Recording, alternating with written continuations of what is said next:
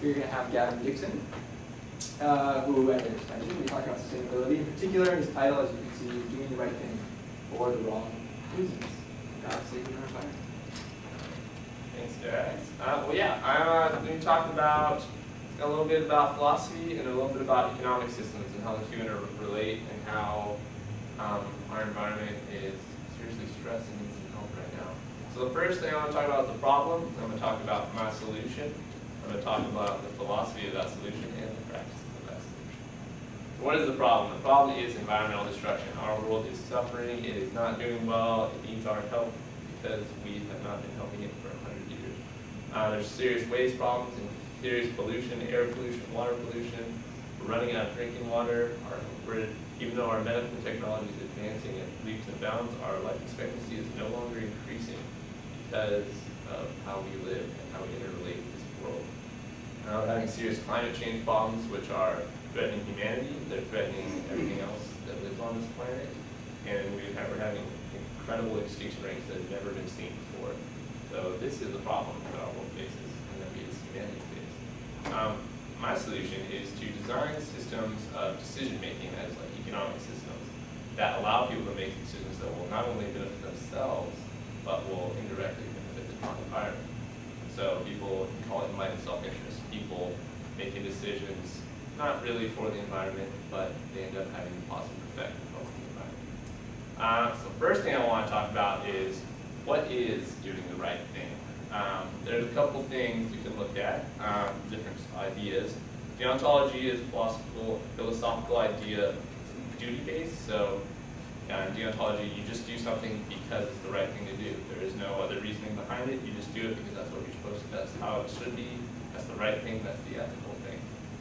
Utilitarianism is more kind of goal-oriented. You want to have the greatest good for the greatest number of people. It's about who wins the game, not how you play the game.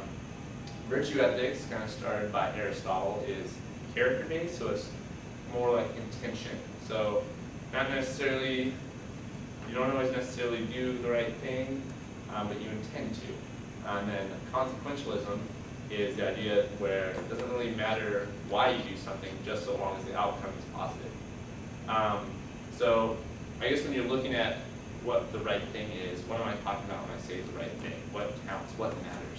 I want to look at a few different people's ideas on that. Immanuel Kant is a deontologist. He believed that what mattered was rational thinking.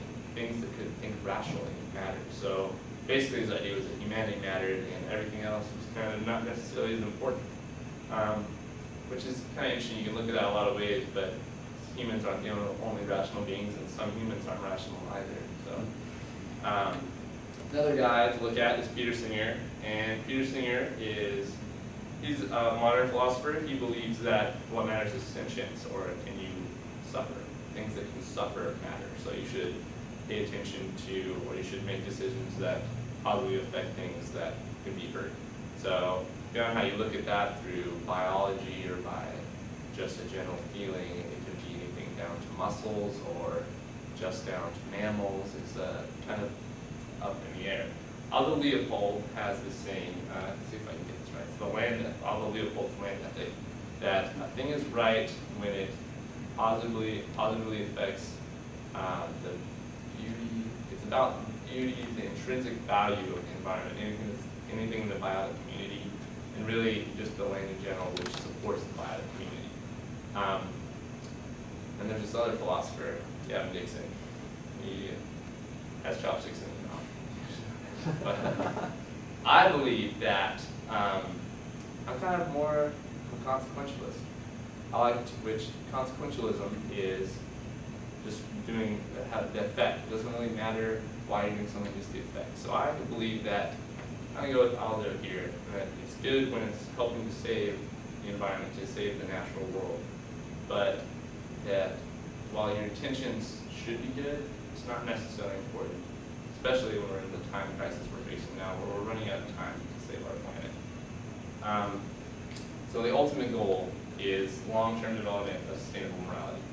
The problem with that is we're running out of time. We're running out of water, we're running out of, our world is struggling. We might not have time for our children, or even our children's children to experience living up in a healthy world. And so we need to make radical changes now, and we don't have time to wait for people's morality to change. So how do we institute these changes? Is through rewarding people for doing things that are good for the environment and start education towards the long term and the long time. The one thing, this is my main example here, is a really cool idea. There's a bunch of others in my thesis, but this is my favorite one, called the pay-as-you-throw program. There's a lot of programs around the country that are pay-as-you-throw. It's waste management, so you pay based on how much trash you throw away. If you're throwing away a ton of stuff, you get charged a lot of money. If you're throwing away a little bit, you don't get charged a lot. So people are encouraged to not throw that much trash away. So how can you do that? You recycle more, you compost your food. The benefits of this are waste management companies become more efficient. They need less trucks. The landfill will last longer. And you have increased recycling, so you're saving resources, so less resources need to be reused from the environment. Also reusing things more often, so which is even less, which is even more important than recycling, really. You're increasing composting, which is really good for restoring topsoil, restoring nutrients to the environment without having to use intense fertilizers. Another idea that I talked about is mandated discounting. So you have retail stores. We have this very consumer society where you buy things, and you always get these plastic bags, or you always get a plate or a coffee cup from Starbucks that you throw away 30 minutes later. I've talked about how governments can force retail stores to discount their products if you use a reusable bag, if you bring your own plate, if you bring your own cup. And this is good because it will eliminate waste, and it can eliminate costs for providers. Starbucks may not have to buy cups anymore if more people are coming in with their own cups. So that's a benefit for Starbucks and for you too, because now you don't have to throw anything away. You just have your own cool mugs, you look cool, a little candy cans. And the reason, there's a lot of talk of these banning plastic bags and just absolute ends to them. The problem with that is that we live in this very independent society where people like making their own choices. So if you give people the opportunity to make a choice, such as like, oh, well, obviously I'm going to bring my cup, it's going to be cheaper for me, why wouldn't I do that? Then not only you're making people think, which is really important, we don't do that enough today, and you're also getting people to think, when they start thinking about it, you're making them think about the indirect things like, oh wow, this isn't going to go in the landfill now too, that's pretty cool, and what else can I do to prevent these environmental damages? Another thing to talk about is subsidies. Subsidies can be good or bad. But what subsidies really are is a tool for making economic change happen in the short term. Because in a capitalist society, all things in the long term will balance out, and you get the perfect solution. But we don't have the long term right now. We need short term solutions. So there's a couple things. I don't have a lot of time to talk about them, but their subsidies can be eliminated in growing food. That could solve the vast majority of our economic problems. Subsidies can be provided for alternative energy and for alternative transportation, and these in the short term will have positive environmental effects. The canceling out of those two subsidies means that we don't have to pay any more taxes. And the biggest thing is adding in education on everything. So no matter what decision we decide to make with how we run our economic system, is we need to make sure that we're educating people along the way, or like why you make this decision, or at least even that these decisions are there to be made. It's too easy. It's so easy to just not think about it. But if you're presented with the information so you can think about it, it helps a lot. So education on the alternatives that can be provided, education on the benefits to you and the benefits to the world in the long term, that's going to create positive change.